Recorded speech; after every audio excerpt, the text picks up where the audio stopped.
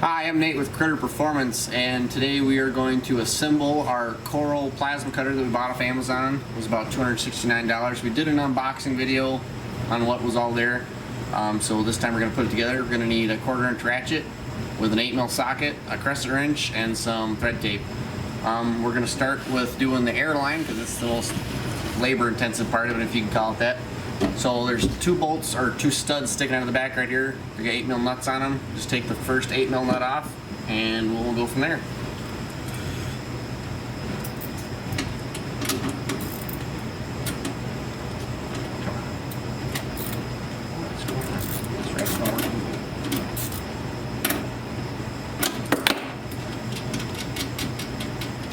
Spin that off.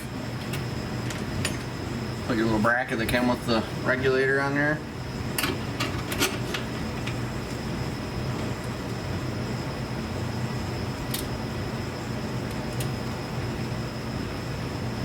Little tiny things, so they take a little work to get started, but too bad. Probably spin them most of the way down. And then there's slots on that bracket, so I'm going to try to position it as far away from the power switch as possible. That way it's not right on top of it. Make it easier to turn the power on and off. Kind of a poor design there on their part, having it so close. But shouldn't be too bad. I mean, it'll just fit right in there and be right next to it. So next we're going to assemble our regulator and dryer. This is where we're going to need the pipe tape. And it comes with all the supplied fittings for it, except if you're going to want to put it on your standard air. So just get your standard air fitting. Should just thread right in.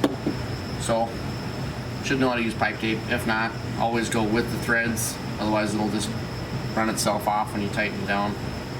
You have to peel your little plastic plugs out of here.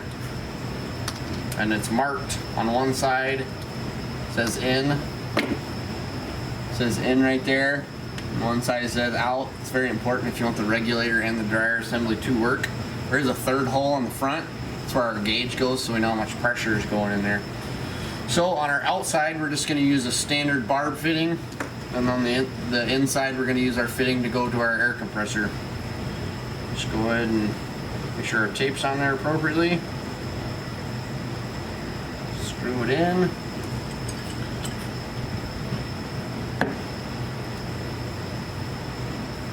Give her a good twist.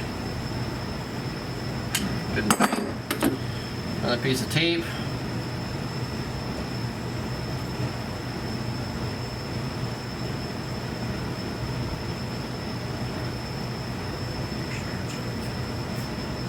Tape's too wide.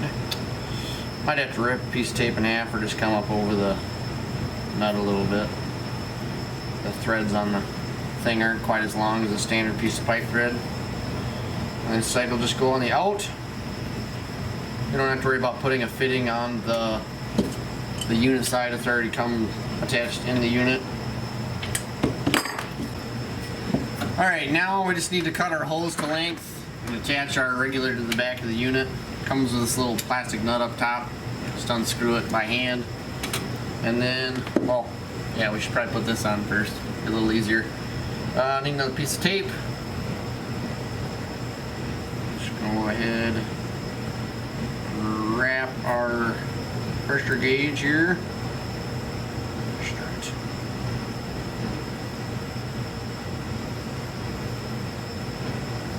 Wrap that. Pull the other plug out of the front.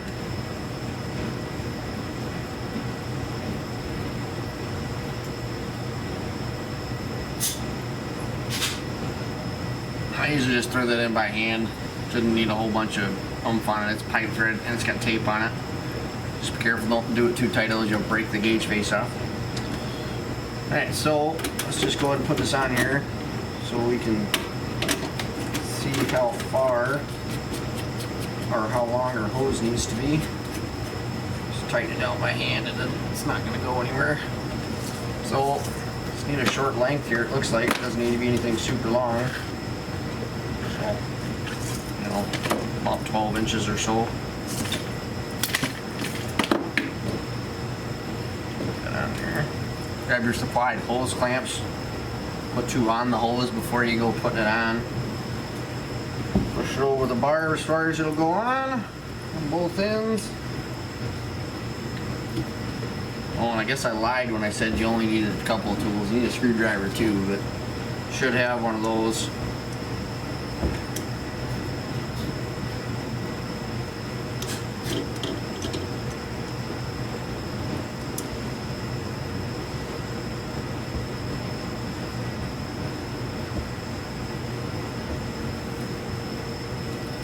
And tighten it down. Put the other one on.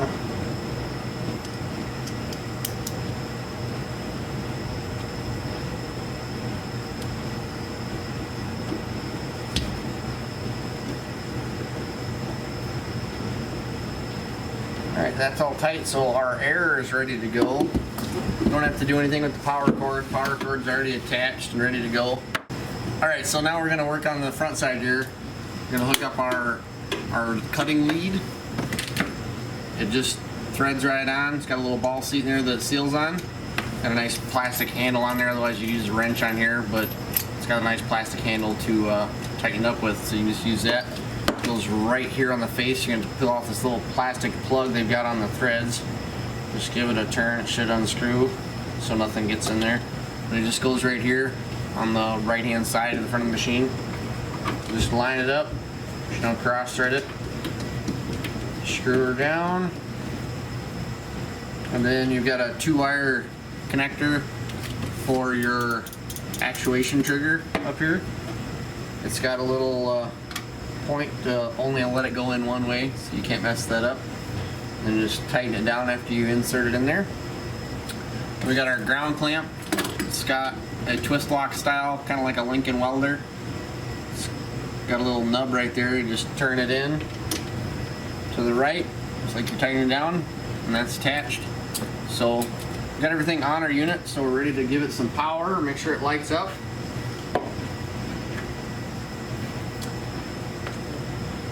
Give her a flip of the switch here on the back.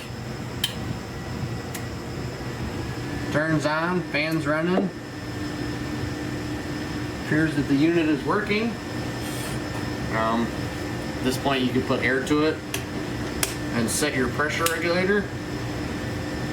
Should be at 0 from the factory. You pull up and twist on the regulator and then just turn it to the right until you start getting some air on your gauge.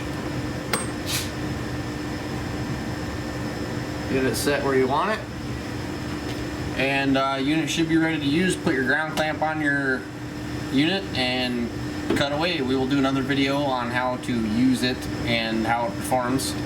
So thank you for watching this video, and we'll see you next time.